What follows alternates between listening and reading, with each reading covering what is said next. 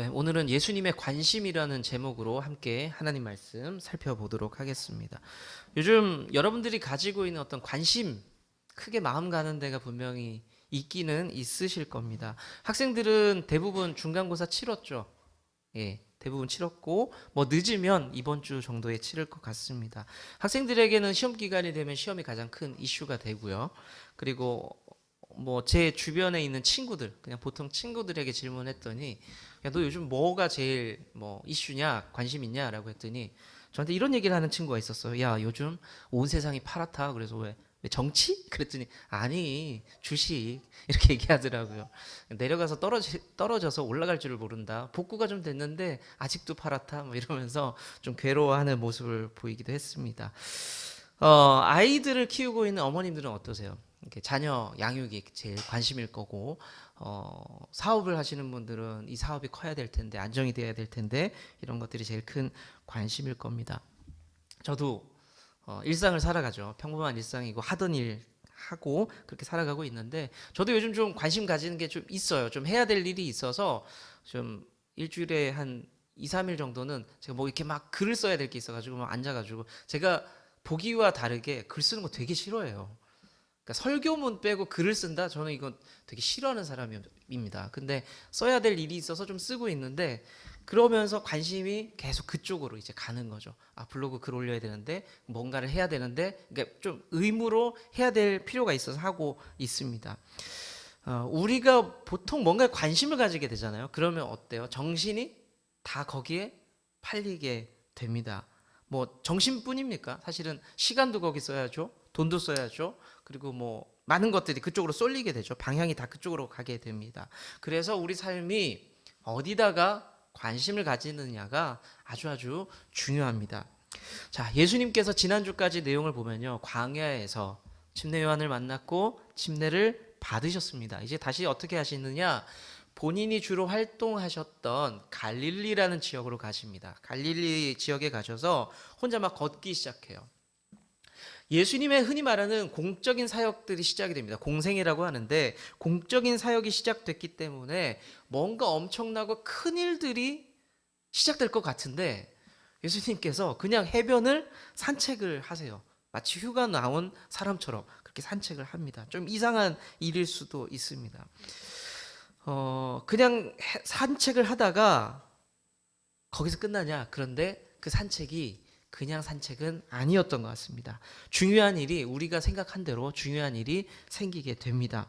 어떤 일이 생기느냐? 오늘 말씀을 본 대로 예수님께서 누군가를 만나요. 두 그룹을 만나고 네 사람을 만납니다. 네 사람을. 그리고 그 사람들을 만나서 제자로 부르시게 됩니다.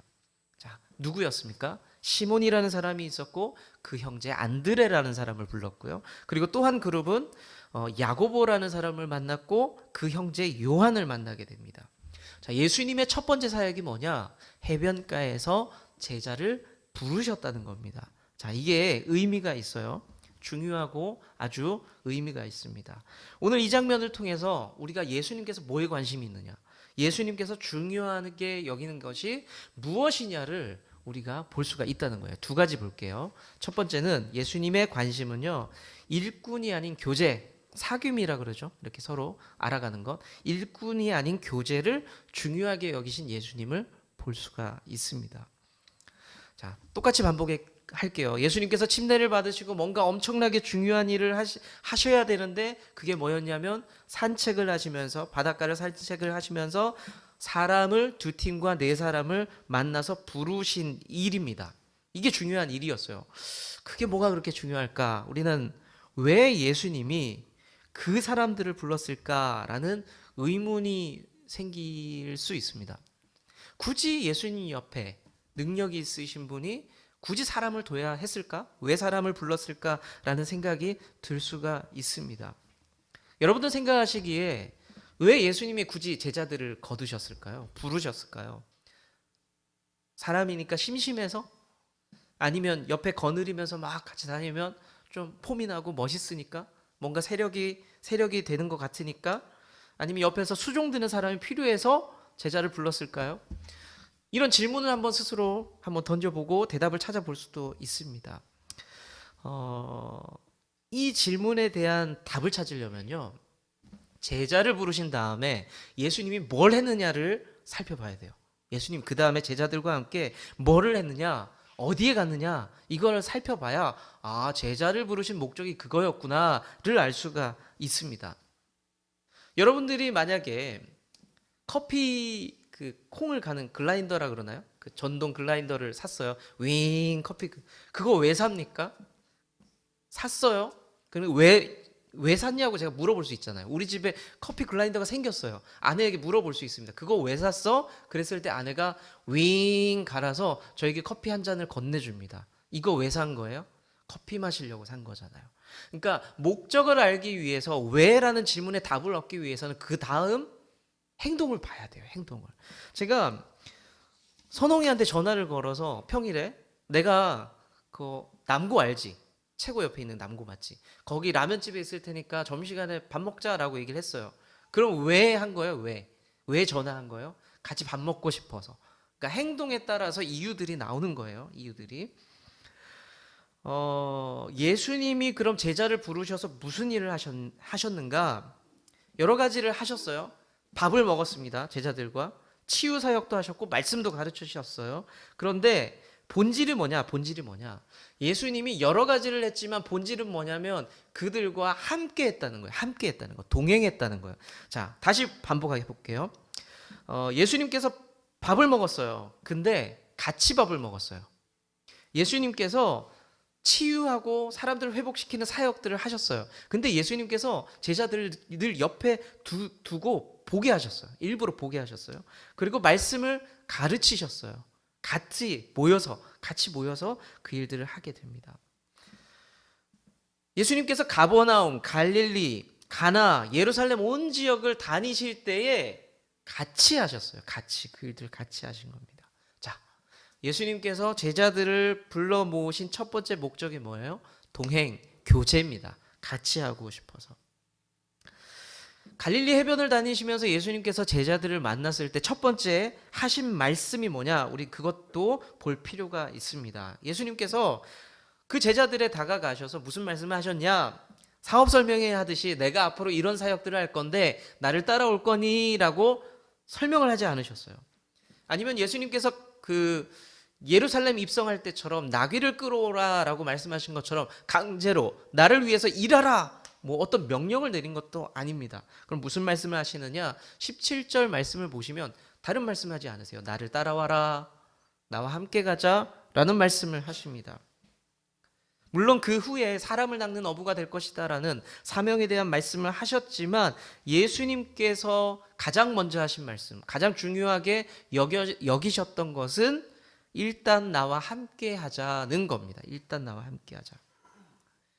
예수님께서 만약에 좋은 일꾼을 뽑기 위해서 능력 있는 제자들을 뽑기 위해서 제자들을 만나셨다면 일을 시키기 위해서 제자들을 만나셨다면 제자들을 뽑는 장소와 방법이 달랐을 겁니다. 힘센 제자가 필요하시면 다른 테스트를 하셨겠죠. 머리가 잘 돌아가는 제자를 뽑기 위해서는 다른 테스트를 하셨을 거고요. 빠른 제자들을 찾고 싶으면 다른 테스트를 하셨을 겁니다. 그런데 예수님께서 지금 뽑은 4명의 제자가 다 같은 직군을 가지고 있어요. 직업군을. 뭐예요? 지금 4명 다? 어부였어요. 이거는 여러분 한번 생각해 보세요. 다양한 일을 하기 위해서는 굉장히 비효율적인 선택이죠. 픽이죠. 픽. 어부 4명을 뽑았다니까요. 그럼 예수님께서 보세요. 어부 4명을 뽑으셨어요? 그러면 예수님께서 수산업 협동조합 어떤 네트워킹 회사를 만들기 위해서 예수님께서 준비하셨나요? 그런 거 아니에요. 그런데 예수님께서는 어부 4명을 뽑으셨습니다.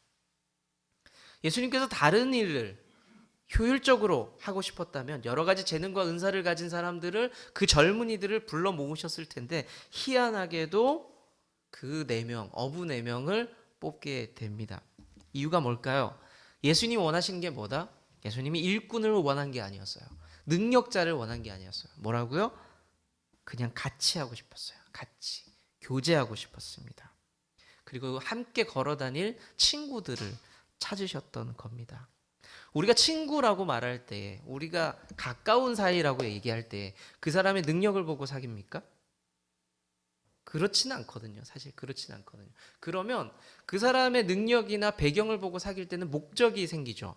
그러면 친구라고 말하지 않아요. 뭐라고 얘기해요? 파트너라고 그러죠. 파트너라고 얘기합니다. 제가 예를 들면 백현아 집사님이 샌드위치를 되게 좋아합니다. 근데 그 샌드위치가 좋아서 집사님과 사귀어요? 만나요? 찾아가요? 그럼 그건 뭐예요? 친구예요?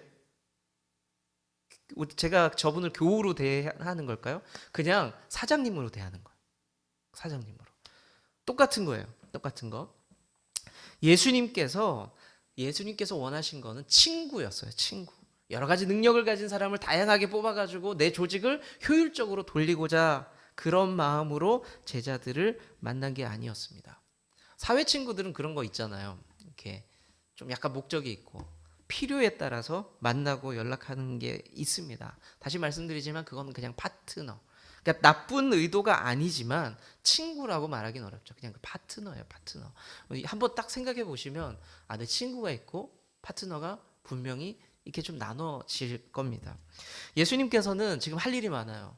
시간이 많이 없어요. 3년 반 본인이 돌아가실 때까지의 시간을 이미 알고 계셨다고 저는 생각을 합니다. 바쁘고 하실 일이 많습니다. 사람들을 빨리빨리 다니면서 구원해야 돼요. 복음을 전해야 돼요. 효율적인 조직 운영을 하셔야 됩니다. 예수님께서 분명히 그게 맞아요.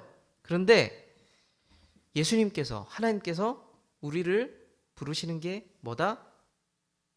친구다. 일꾼이 아니다는 겁니다.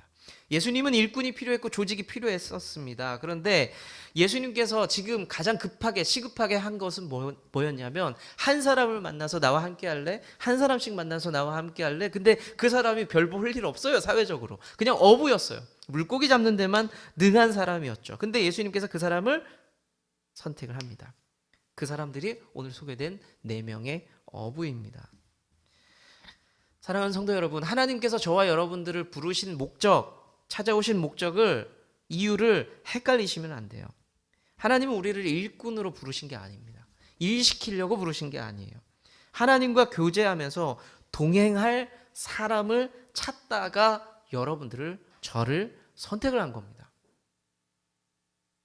그러면 지금 우리에게 가장 시급하고 중요한 일이 뭘까요? 하나님 우리를 그렇게 부르셨대요. 우리 뭐 해야 돼요, 이제? 일할까요, 열심히? 그거 중요하지만 그거보다 앞서서 뭐 하면 돼요? 같이 가야 돼요, 같이. 그러니까 우리가 찬송 막 부르잖아. 주와 같이 길 가는 것 즐거운 일 아닌가. 이게 먼저.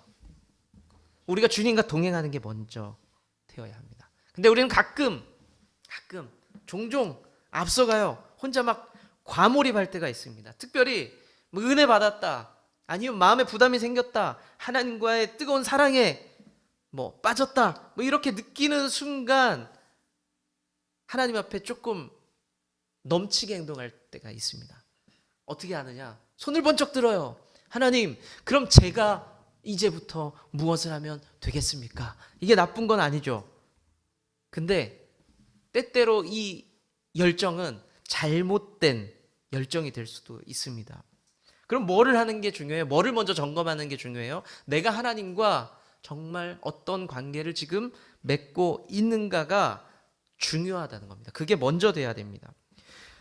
우리 신앙이 세워져 나갈 때, 우리 신앙이 먼저 이제 막 시작이 되어질 때, 아니면 신앙이 어느 정도 세워져도 마찬가지입니다. 우리가 먼저 질문해야 될 것은 하나님 앞에서 하나님 제가 뭐를 할까요? 라는 질문보다는 하나님 제가 지금 잘 걷고 있나요? 잘하고 있나요? 하나님 제가 어떻게 하면 하나님과 더 가까워질 수 있을까요? 라는 질문이 먼저 돼야 되고 종종 우리는 그것들을 돌아봐야 합니다. 우리와 하나님과의 관계를 자주자주 살펴볼 수 있는 저와 여러분들 될 수 있길 축복합니다. 자, 예수님의 관심 두 번째 중요한 게 뭐냐? 예수님은 위대한 사명에 관심이 또 있었습니다. 첫 번째에서는 안 중요하다고 얘기했던 게 이제 중요해졌어요. 순서는 이제 중요해집니다. 우리를 친구로 부르셨다. 그냥 나와 함께 하자라고 말씀하셨던 예수님께서 이제 좀 다른 말씀을 하세요. 함께 하자. 이제 다른 말씀 하신다니까 이제 본색이 드러나는가? 예수님 원래 목적이 있으셨던 거죠? 라고 얘기할 수 있지만 그게 뭐냐면 예수님께서는 함께할 친구가 필요한 것도 맞아요. 내가 너와 함께하고 싶다는 것도 맞습니다. 그게 1번이에요. 근데 하나 더 있어요. 그 다음에 나와 함께하고 나와 친밀해지면 그 다음에는 함께 할 일이 생겨요. 함께 할 일이 생깁니다. 17절 말씀을 보시면 그 사명이 소개되어져 있는데요. 한번 17절 말씀 같이 읽어볼까요? 시작.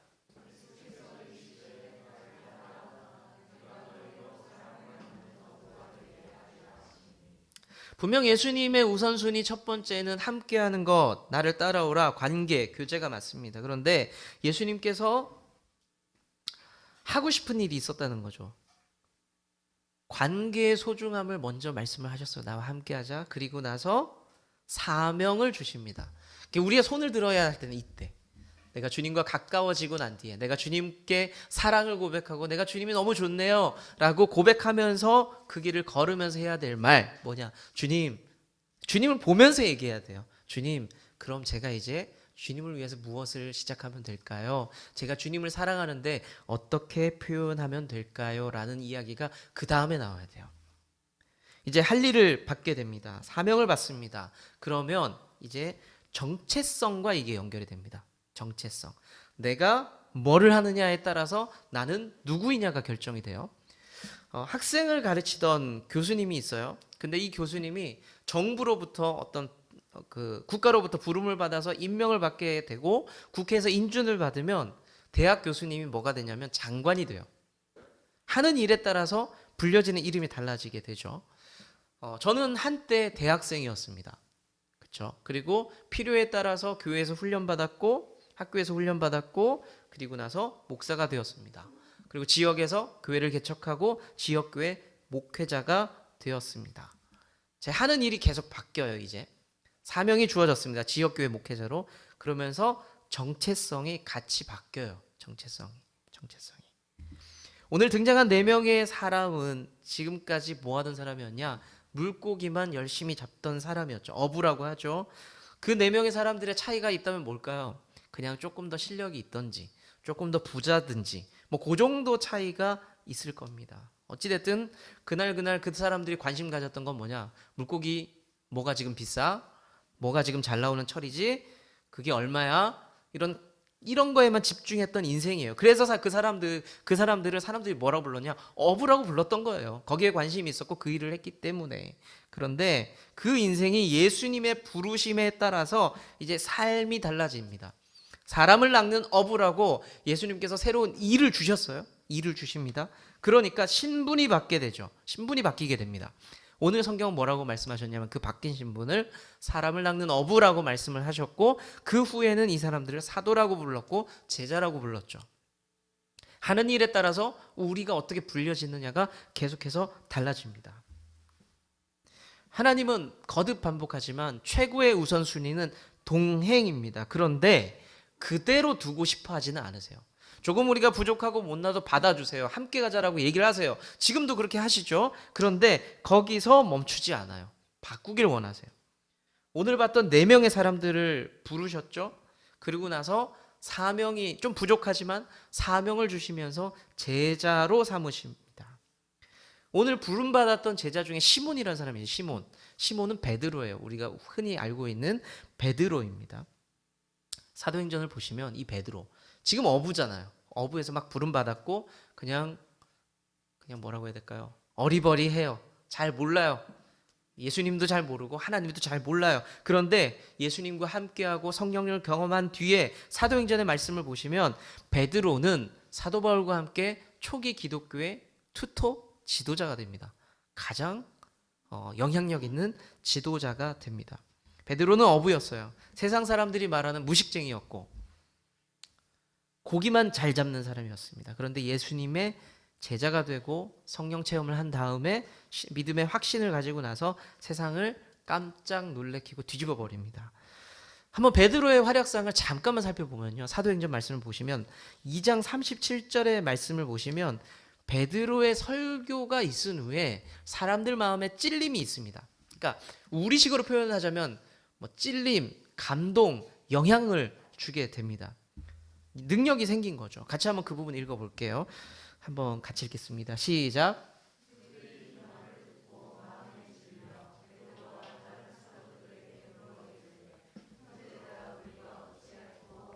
네, 이거 하나만 해도 능력이에요, 사실. 앞에서 설교할 때, 앞에서 사람들과 관계하면서 말을 할 때 그 마음에 울림을 주고 감동을 주고 깨달음을 준다? 이거 능력이죠. 사실은 능력입니다. 그런데 이때 무슨 일이 일어나느냐? 이 울림, 찔림, 감동 때문에 한 번의 설교로 3천 명이 회개하고 종교가 바뀌어 버려요. 예수님을 믿겠다라고 돌아서 버리게 됩니다. 그리고 이어서 사도행전 3장의 말씀을 보시면 베드로가 걷고 있는데 태어나면서부터 걷지 못하는 장애인을 하는 사람 만나게 됩니다. 그러니까 불구자였죠. 어떻게 할 수 없는 사람. 그런데 베드로가 그에게 축복해 주면서 기도해 주면서 일으켜 버려요. 걷게 만들어 버립니다. 자, 이 모습만 봐도 베드로 옛날에 그냥 예수님 만났을 때 그 어리버리했던 사람, 근데 초기 기독교에 이런 활약상을 수천 명을 회개시키고 안진뱅이를, 그러니까 장애인을 회복시켜서 정상인으로 만들어버리고 이거 뭐지? 라는 생각을 할 수 있어요. 이것만 봐도 그거예요. 예수님은 부족한 우리를 부르셨어요. 함께 하자고 부르셨어요. 근데 그대로 안 두세요. 여러분들의 삶이 영향력 있는 사람으로, 누군가에게는 예수님을 전하는 사람으로, 촛불과 같은 사람이 될 수도 있고 횃불과 같은 사람이 될 수도 있지만 모습은 다양할지라도 우리를 바꾸신다는 거예요. 바꾸신다는 거. 하나님 곁에 있을 때에 저와 여러분은 그렇게 사명자로 살아가게 됩니다. 여러분들은 이미 이 위대한 일에 초청을 받았습니다. 이제는 그 일에 좀 발을 담그고 함께 걸어가면 됩니다. 그게 사실 신앙생활의 숙제죠. 이젠 그 일을 해야 됩니다. 저마다 모양도 다르고요. 부르신 곳이 다 다를 겁니다. 그렇지만 저와 여러분이 하나님 앞에 멋지게 쓰임받는 그 인생 될 수 있기를 축복합니다. 예, 말씀을 좀 마무리를 짓겠습니다. 오늘 본문을 통해서 확인할 수 있는 예수님의 관심 뭐냐? 우린 두 가지를 나눴거든요. 첫 번째는 누가 뭐라고 해도 예수님의 첫 번째 관심은 일이 아니다. 사역이 아니다. 뭐다? 우리예요, 그냥. 우리와 함께하는 것. 관계가 먼저입니다. 예수님은 우리를 일꾼으로 일을 시키기 위한 목적으로 부르지 않으셨어요. 와, 누구를 부르면 이 사람은 헌금 좀 하겠는데, 누구를 부르면 이 사람은 손재주가 있으니까 뭔가 좀 하겠다. 와, 이 사람은 똑똑해. 나를 위해서 멋진 일을 하겠는걸. 이런 목적을 가지고 저와 여러분들을 부르신 게 아니라는 겁니다. 저와 여러분들과 만나고 싶어서, 교제하고 싶어서 우리를 부르셨다는 겁니다. 이걸 다른 말로 뭐라고 하냐면 우리의 삶을 통해서 그분과 만나는 것, 삶의 예배라고 하는 거예요. 어딜 가든지 주와 함께 동행하고 그분과 교제하고 묻고 질문하고 때로는 속상해도 그분 앞에 토해내는 것, 그게 바로 삶의 예배입니다. 그러면 우리가 지금 신앙생활을 저마다 하고 있어요. 이렇게 살아가면서 우리가 먼저 확인하고 돌아볼 게 있습니다. 질문할 게 있어요. 나는 과연 하나님과 관계가 어떠냐? 그러니까 내가 무슨 일을 할 것이냐, 내가 좋은 나무 교회를 위해서 어떤 일을 할 것이냐, 이런 거 말고 나는 진짜 하나님과 관계가 어떠냐라는 질문이 먼저 필요합니다. 하나님의 일은 중요합니다.